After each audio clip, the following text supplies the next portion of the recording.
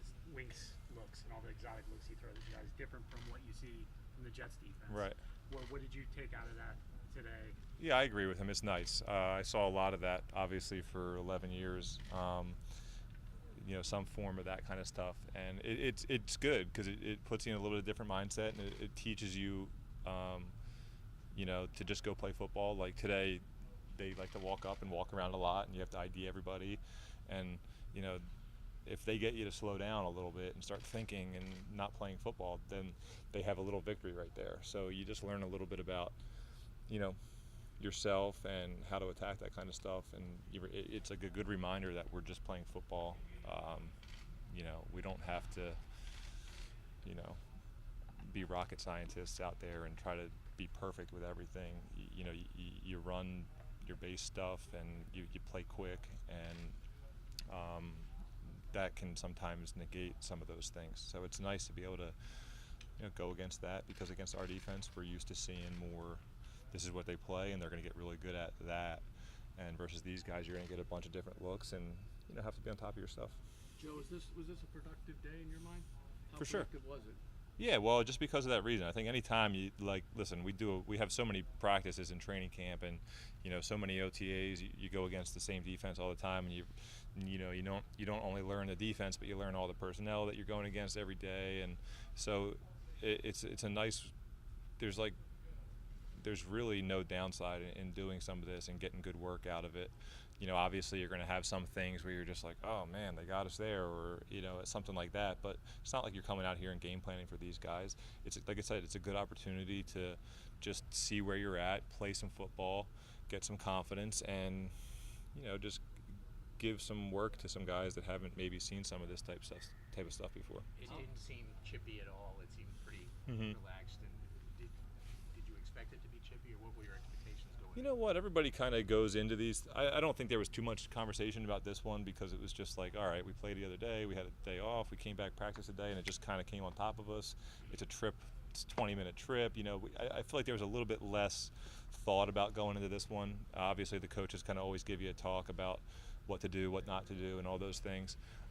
Ultimately, I think you prep your guys for all that you can, and then you end up coming out here, and most of the ones that I've been a part of have guys that have done a really good job. We come out here, we get work done. Nobody's trying to hurt anybody or really get into fights. So most of the time, like I said, I've been part of it. Everybody's been on their best behavior and just trying to get better, and that's how it was last week for the most part. That's how it was today. So. Joe, we saw you chatting with Daniel Jones. Curious, do you know him personally, and what do you think about him?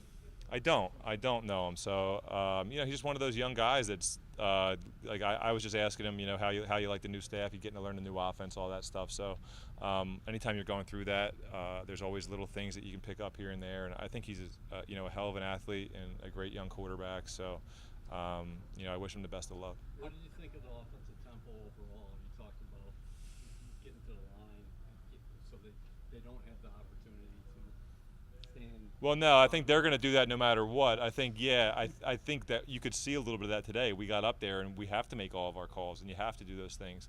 And that's, we're not going to necessarily fix that and just switch our game plan for today for practice. But it's just one of those different things like that you have to get used to doing.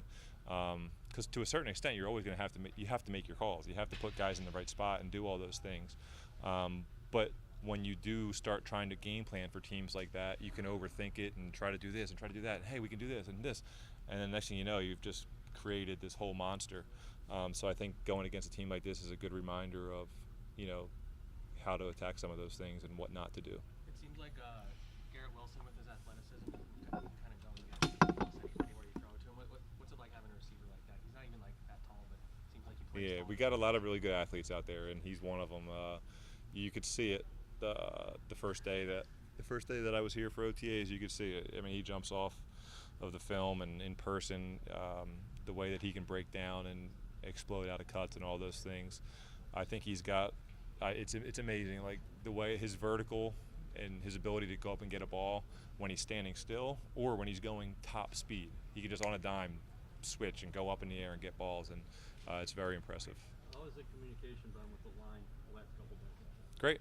Yeah, those guys are doing a good job. Connor does a great job of getting everybody, sorted out. And those guys are, I think they're a really smart group, and they're doing a great job of that. You were talking about Daniel before. He's on his third offense in 4 years. How tough is that for a young quarterback? You obviously you'd like to get in with a good guy that you really like and you gain a reputation, a rapport with, and when you're back there playing quarterback, you're not having to think about all the little details because you've just done it for long enough that it just comes naturally. So I can relate to that a little bit, and for him at this point, it is what it is.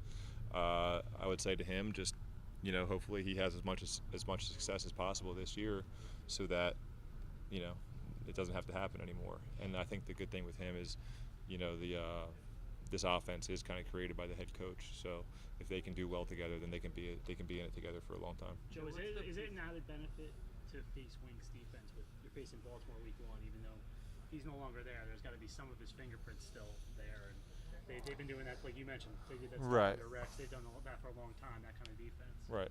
Listen, I think it's one day. So, like I said, you come in here with like probably a couple little goals, nothing crazy, and you try to work hard and do what you can do. So maybe there's a little bit of benefit there in terms of going against a similar defense. But having said that, it's different personnel, it's different coordinators. So yeah, there might be little things that are the same, but there might, you never know. You can't really anticipate that. So I think you just have to look at it in the overall grand scheme of things and chalk it up as a good day to go against something else. Joe, what's the peace of mind with Dwayne Brown now protecting you on that side? I mean, you were up here at Florham Park the other day making jokes about being the old guy and whatnot. And now you have another old guy that has a long resume of, he can do it. Right. Listen, I think when you're behind the O-line, you have confidence in all the guys, no matter who's up there. And I think we had a great group of guys, all through camp. And to add a guy like that, especially on a young team, I think anytime you can add guys that have some experience in this league, winning and playing at a high level, it helps the whole team out. And definitely a group like that, who we have some good players up there, and now we have a couple guys that have won before and played good football, and it's just a good anchor for the room. I haven't really given it much thought, like I said, about now I'm super protected on that side, because I think what we had there, I think we've had a good group of guys all along that's been doing a great job. But yeah, it always helps to have a guy that, like I said, can just kind of anchor that room and give them some kind of something, some base level to go off of and show them how it's done. Joe, you've obviously seen a ton of defense in your career. Is Winks similar to anybody you look around the league through your career, or is he totally kind of unique the way he does it? I'm sure there's a lot of similarities to certain things, and just listen, he was in Baltimore for a while, a couple years before he became the coordinator, and then he started doing the stuff there. And it's not like it's one guy that's got all the input over there. It's a group effort, and those guys have a philosophy that they believe in. So yeah, there's definitely things that are going to be similar from him to other guys, but at the same time, he has his own fingerprint on it. And like I said, I mean, we went against it for one day. It's not like we game planned against it, and it's not like I looked at it that much. I saw a little bit of it today, and there you go. Thank you, everyone. All right, thanks, guys.